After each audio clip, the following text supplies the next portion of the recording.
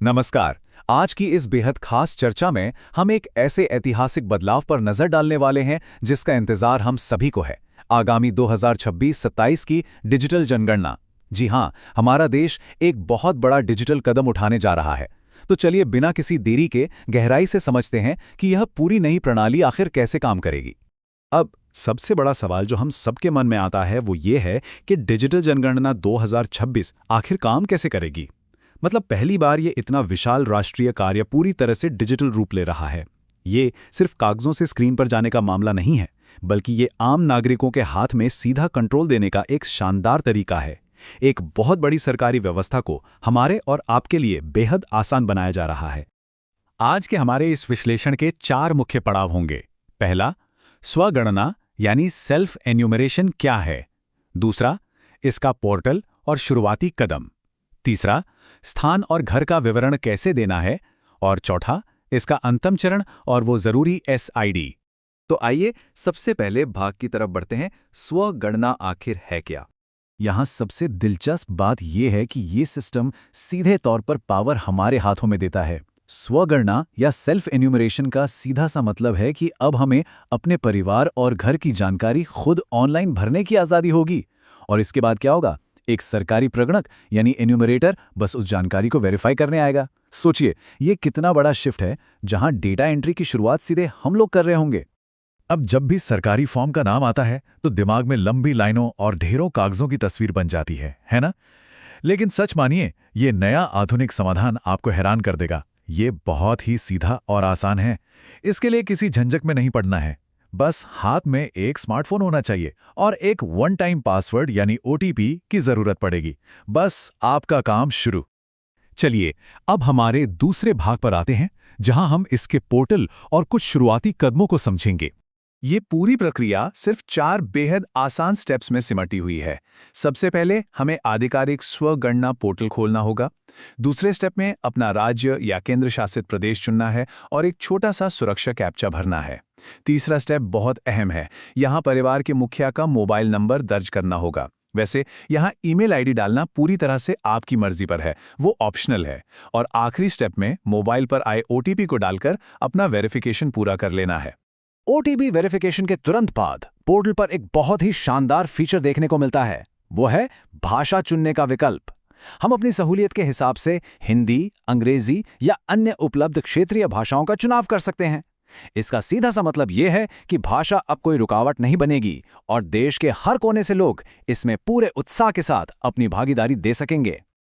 अब बढ़ते हैं तीसरे भाग की ओर, स्थान और घर का विवरण।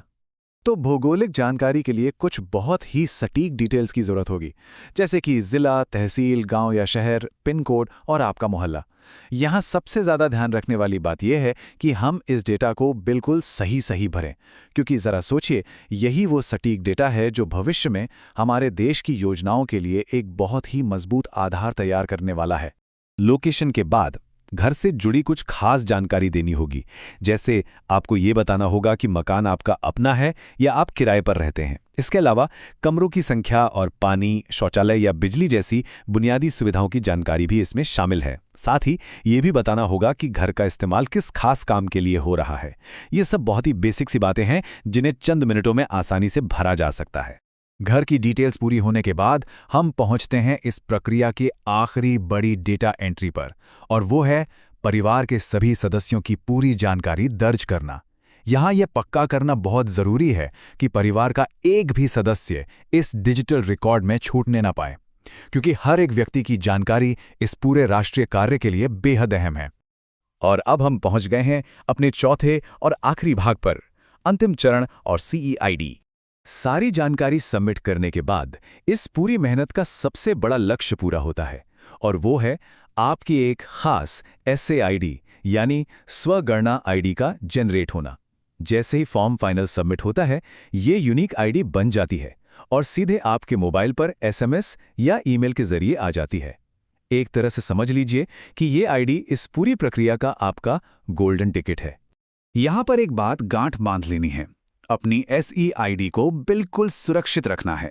ये सिर्फ एक रैंडम नंबर नहीं है, बल्कि ये अगले और सबसे अहम चरण की मास्टर चाबी है। इसलिए इसे संभाल कर रखना बहुत ही ज्यादा जरूरी है। अब अगर हम नागरिकों और प्रगणक यानी एन्यूमरेटर की भूमिकाओं को देखें तो दोनों के बीच का अंतर बिल्कुल साफ है। एक तरफ हम नागरिक ऑनलाइन अपना डेटा भरते हैं और वो ऐसी आईडी जनरेट करते हैं। वहीं दूसरी तरफ जब सरकारी प्रगणक घर आते हैं तो उन्हें बस वही ऐसी आईडी दिखानी होती है। वे उसी आईडी का इस्तेमाल करके डेटा को तुरंत वेरीफाई कर देते हैं। ये इस बात का परफेक्ट उदाहरण है कि कैसे ये डिजिटल पहल सरकारी काम को इतना स्मार्ट और असरदार बना रही है। तो इस पूरे विस्तृत विश्लेषण के अंत में एक बहुत ही दिलचस्प सवाल हमारे सामने आकर खड़ा होता है। जरा सोचिए, जब देश के लाखों करोड़ों नागरिक एक साथ मिलकर अपना डेटा खुद दर्ज करेंगे तो ये विशाल डिजिटल क्रांति हमारे देश के भविष्य को कैसा आकार देगी। ये कोई साधारण जनगणना नहीं है, बल्कि ये तकनीक और हमारी आपकी भागीदारी का ऐसा अभूतपूर्व संगम है जो पहले कभी नहीं देखा गया। इस तरह के बदलावों का हिस्सा बनना वाकई बहुत प्रेरणादायक है। आज के इस एक्सप्लेनर में हमारे साथ जुड़ने के लिए आपका बहुत बहुत धन्यवाद।